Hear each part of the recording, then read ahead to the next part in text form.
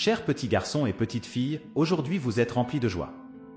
Je vous invite à faire attention aux mots que je prononce dans cette vidéo. La dernière apparition annoncée par la Vierge de Fatima mérite une réflexion approfondie, puisque le monde désire la paix et la stabilité et cherche la rédemption pour toutes les calamités qui ont mené à la chute soudaine d'un nouveau cataclysme. Je vais annoncer 2 déclarations directement de la Vierge, le moment est venu et les répercussions seront graves. Ces visions ont été partagées par la Vierge de Fatima avec 3 enfants en 1917, annonçant que les événements prévus se réaliseraient à des dates futures, à partir de 2005. Lucia, qui n'avait que 10 ans au début des apparitions le 13 mai 1917, avec ses 2 petits cousins, a été témoin pendant 6 mois des visites de la Vierge Marie sur un arbre. Sœur Lucia, la dernière survivante des 3 voyants, nous a quittés à l'âge de 97 ans en février 2005, dans le couvent de Coimbra où elle résidait depuis 1948. Le pape Jean-Paul II a pris connaissance de ce message, mais a décidé de ne pas divulguer le secret, craignant qu'il ne déclenche la terreur et le désespoir parmi la population. Maintenant, une partie de ce message est divulguée non pour semer la panique, mais parce qu'on croit que les gens sont prêts à faire face à cette réalité et à comprendre ce qui est sur le point de se passer. Lucia a remis ce message au pape. Jean-Paul II, après l'avoir vu, a été profondément touché et a choisi de ne pas divulguer le document. Préoccupée par la réaction des masses, la Vierge Marie a dit à Lucia « N'aie pas peur, chère. C'est la Mère Céleste qui te parle, te demandant de partager cet avertissement avec le monde. Des prédictions sur des désastres, un avertissement céleste pour toute l'humanité.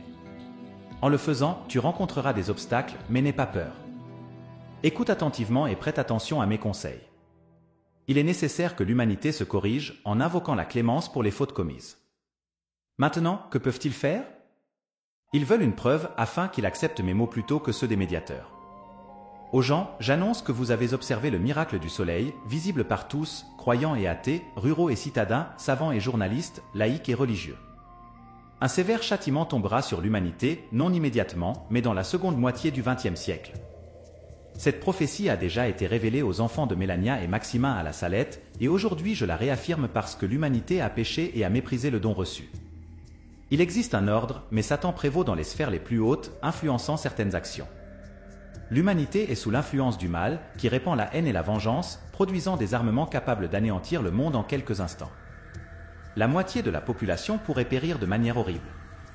Il y aura des désaccords entre les différentes confessions religieuses, et Dieu permettra des phénomènes naturels comme la fumée, la grêle, les pluies glacées, le feu, les tremblements de terre dévastateurs, les désastres et les froids intenses comme ceux actuels, qui laisseront peu de terre fertile. Bientôt, des maladies mortelles émergeront. Les gens se moqueront des saints et de l'Église, et des assassinats incontrôlés se produiront. De nombreuses personnes se suicideront et la douleur sera répandue. Ces événements naturels se manifesteront avant 2005.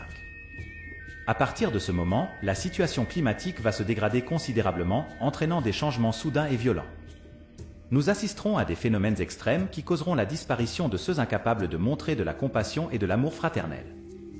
Un nombre incroyable de personnes souhaiteront la mort, car des millions périront instantanément, subissant des douleurs atroces. De nouveaux êtres émergeront, favorisant davantage la ruine, cherchant à s'imposer et à propager leur progéniture. Les catastrophes qui nous attendent dépassent toute imagination, mais elles arriveront certainement. Dieu protège le monde, cependant, ceux qui manquent de montrer fidélité et dévouement seront définitivement anéantis. Le texte continue avec l'annonce imminente de Mère Lucia concernant les préparatifs et les présages divins. Le père Agostino, de Fatima, a obtenu la permission du pape Paul VI de rendre visite à sa sœur Lucia. Pendant son séjour, le père Agostino a été ému en révélant le message reçu de la Vierge Marie, exprimant qu'elle est profondément attristée par le manque d'attention porté à sa prophétie de 1917. Tandis que les justes suivent un chemin étroit, les méchants empruntent un chemin large qui les mènera directement à leur perte. Père, la punition divine est imminente et se manifestera avec une extrême sévérité à partir de 2006, causant la perte de nombreuses âmes et la possible extinction de nations entières. Il est essentiel que tous propagent le message de la Vierge à leurs proches, amis et au monde entier. Nous nous approchons du moment critique, la dernière chance d'agir avant que la catastrophe ne frappe. Malgré les discussions continues sur la paix et la sécurité, la punition divine arrivera inévitablement. Nous entendons parler de conflits armés et de destruction nucléaire à une échelle jamais vue auparavant, qui pourraient effacer des populations entières et plonger le monde dans l'obscurité pendant 72 heures. Seule une fraction de l'humanité survivra à cette période sombre, marquant un nouveau départ.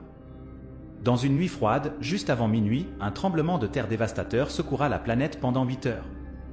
ceux qui croient en la prophétie de la Vierge de Fatima ne doivent pas avoir peur.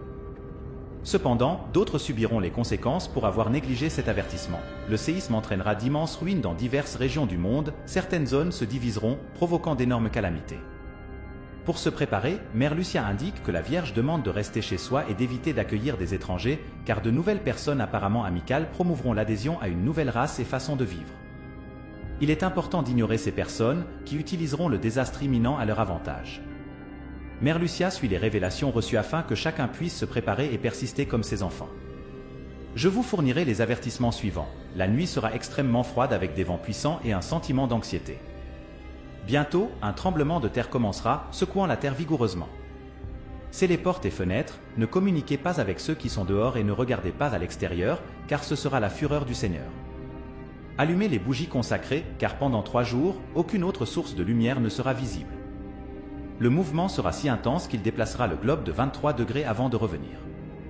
Repentance, rédemption et l'arrivée de la croix mystique. Une obscurité complète enveloppera la planète, repentance, rédemption et l'avènement de la croix mystique chassera tout esprit maléfique, causant d'importants dégâts à ces âmes qui ignorent ce message. Pour ceux qui refusent de se repentir, tout deviendra sombre et une grande croix mystique apparaîtra dans les cieux comme un avertissement du sacrifice accompli par le fil pour notre salut. Mère Lucia continue de raconter que la Vierge lui a confié la tâche d'implorer le prochain afin que Dieu pardonne nos péchés, nous sauve de l'enfer et nous conduise au paradis, surtout pour les âmes les plus en besoin de sa miséricorde. Ceux qui croient et diffusent le message divin n'auront pas à craindre le jour du jugement. Ceux qui se taisent maintenant seront tenus responsables de la perte de nombreuses âmes.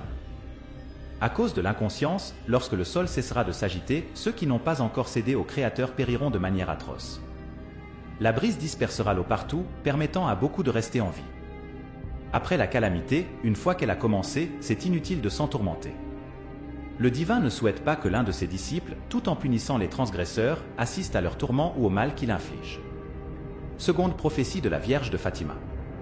Chers frères, l'appel que je suis sur le point de vous faire est imprégné d'un sentiment maternel, un signe de mon affection. Je vous appelle, chers enfants, à vous repentir et à prier, car le moment est venu. La conclusion de cette annonce marque un point décisif, la dernière chance de sentir ma proximité et d'écouter les conseils qui orientent l'existence sur votre planète, maintenant transformée en un refuge taché par le péché et plein de crimes. L'obscurité envahit une atmosphère où l'éclat de la vérité semble vaciller, tandis que la foi est mise à l'épreuve. Mon fils, avec son sacrifice extrême, a sauvé ce monde, mais la perception de ce salut échappe à beaucoup. Dans ce message, je souhaite transmettre la prophétie d'époques difficiles, un avertissement sincère, l'avertissement préoccupé d'une mère concernant les événements à venir qui introduiront des changements radicaux. Comme les saisons qui apportent la destruction par la pollution causée par des éléments tels que l'eau, le feu et les calamités naturelles qui secoueront le globe, Rome elle-même, l'urbe éternelle, perdra la foi et deviendra le trône de l'Antéchrist, un événement annoncé par une entité sinistre. Des entités sacrées maléfiques se promèneront dans le monde, générant des phénomènes étonnants et mettant à l'épreuve la foi humaine. Ma douleur est immense en constatant combien d'entre vous s'égarent, incapables de discerner le chemin éclairé et authentique.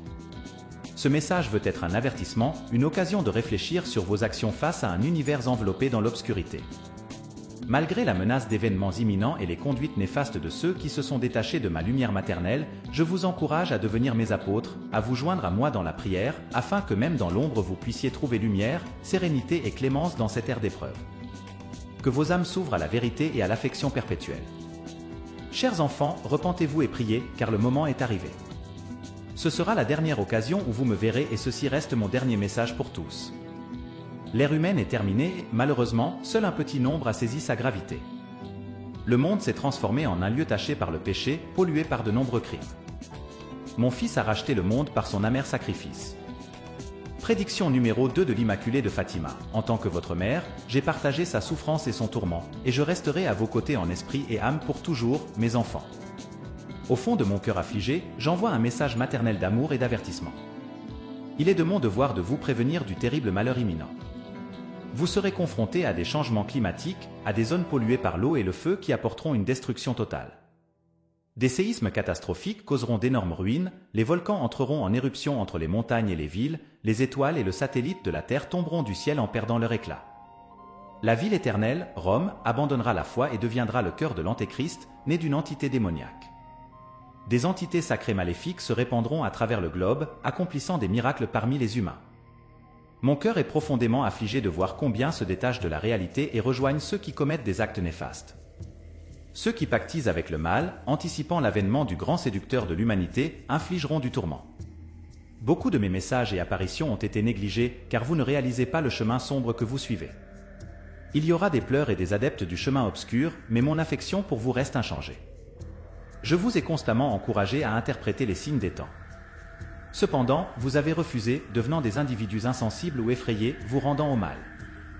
Ce n'est pas mon désir, ma chair, mais mon cœur, bien que déchiré, sera toujours à vos côtés dans la lumière et l'ombre, dans les pleurs et la douleur, dans la vie et dans la mort. Mes très chers enfants, soyez mes messagers. Je vous exhorte à vous joindre à moi dans la prière, surtout en ce moment où les ombres défient la lumière, afin que la paix et la miséricorde vous accompagnent toujours, mes très chers enfants, mes très chers lecteurs. En concluant ce message, j'exprime un profond sentiment de reconnaissance pour le temps que vous avez choisi de consacrer à réfléchir sur les mots que j'ai partagés avec vous dans ces moments décisifs. Les expressions de ma mère ont cherché à atteindre vos esprits et j'espère qu'elles pourront trouver consolation et orientation parmi ces méditations. Chacun de vous est inestimablement précieux et aimé, et mon désir le plus profond est que les mots qui résonnent dans ce discours d'affection et d'avertissement se logent dans un coin spécial de vos âmes. En tant que parent, mon but a toujours été de guider, de protéger et d'aimer chacun de mes enfants dans ces temps de défis et de changements à l'horizon. Je vous encourage à poursuivre la lumière et la vérité, à rester ferme dans votre conviction et à invoquer avec authenticité, permettant à l'amour et à la grâce céleste de guider chaque pas de votre chemin, même dans les ombres qui pourraient s'étendre sur vos voies. Souvenez-vous que mon affection de mère persiste inconditionnellement, dans la lumière comme dans l'ombre, dans la joie et dans la peine, je suis à vos côtés. Puissiez-vous trouver solace dans la prière et confiance dans cet amour céleste qui triomphera éternellement.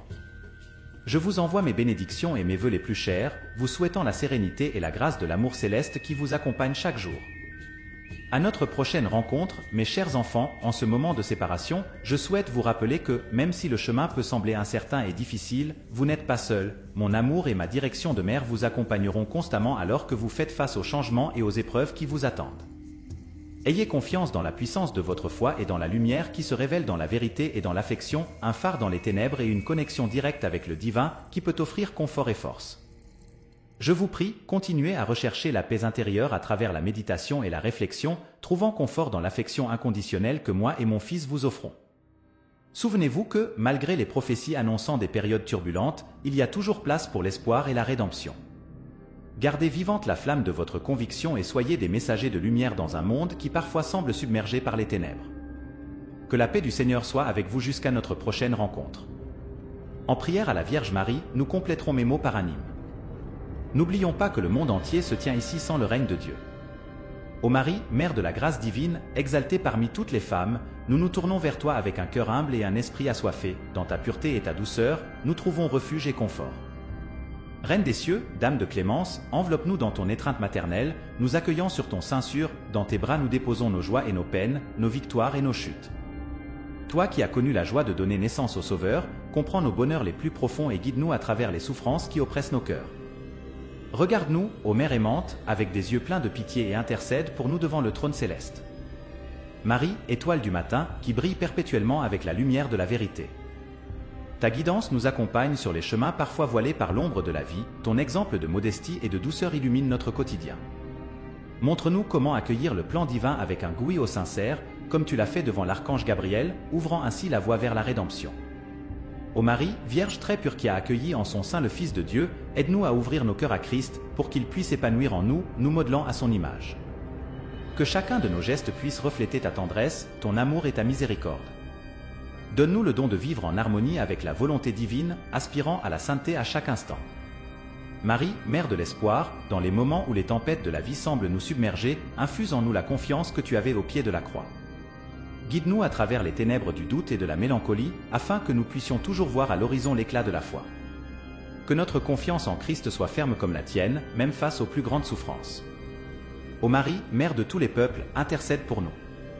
Dans ton intercession, rends-nous unis comme fils et filles de Dieu, surmontant toute division, afin que l'amour que tu ressens pour chacun de nous nous incite à nous aimer les uns les autres comme frères et sœurs dans la vaste famille humaine.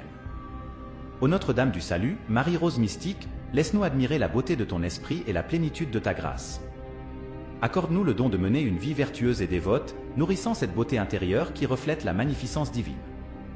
Puissions-nous, en suivant ton exemple, grandir en sagesse et en grâce aux yeux de Dieu et des hommes. Mère affligée, qui a partagé les souffrances de ton Fils sur la croix, enveloppe-nous dans nos angoisses et difficultés. Que ta présence maternelle nous console dans les moments de chagrin et nous fortifie dans les périodes d'épreuve, nous enseignant à accepter la croix avec sérénité et foi, confiant qu'après les temps du sacrifice viendra la renaissance. Marie, aide des fidèles, tu es notre lumière dans les batailles de l'esprit que nous affrontons chaque jour. Protège-nous des pièges de l'adversaire et consolide notre engagement sur le chemin vers Christ. Que ta médiation nous préserve de tout danger, nous permettant de revêtir l'armure de la foi pour rester fermes dans la vérité et la droiture. Ô Marie, Reine du Saint-Rosaire, accorde-nous la grâce d'une prière constante et attentive. En méditant sur les moments clés de l'existence de Christ, aspirons à approfondir notre affection pour lui et pour notre prochain. Que le rosaire devienne pour nous un outil efficace dans la lutte contre les forces des ténèbres et un canal de connexion ininterrompu avec ton Fils. Marie, refuge des errants, tends vers nous tes bras pleins de compassion, nous qui nous repentons. Supplie pour nous devant la divine miséricorde, afin que nous puissions vivre le pardon et la transformation que seul le Seigneur peut offrir. Oriente-nous sur le chemin du repentir, afin qu'avec ton soutien, nous puissions obtenir la vie éternelle promise. Ô Marie, Reine des cieux, accueille notre voyage terrestre afin que, par ton intercession, Mère de la rédemption, nous puissions un jour participer à la majesté du royaume sans fin. Conduis-nous, ô Mère tendre, sur les voies de la sanctification, jusqu'à ce que nous nous trouvions devant le Seigneur, élevant des chants de louange avec toi et tous les saints pour l'éternité. Amen.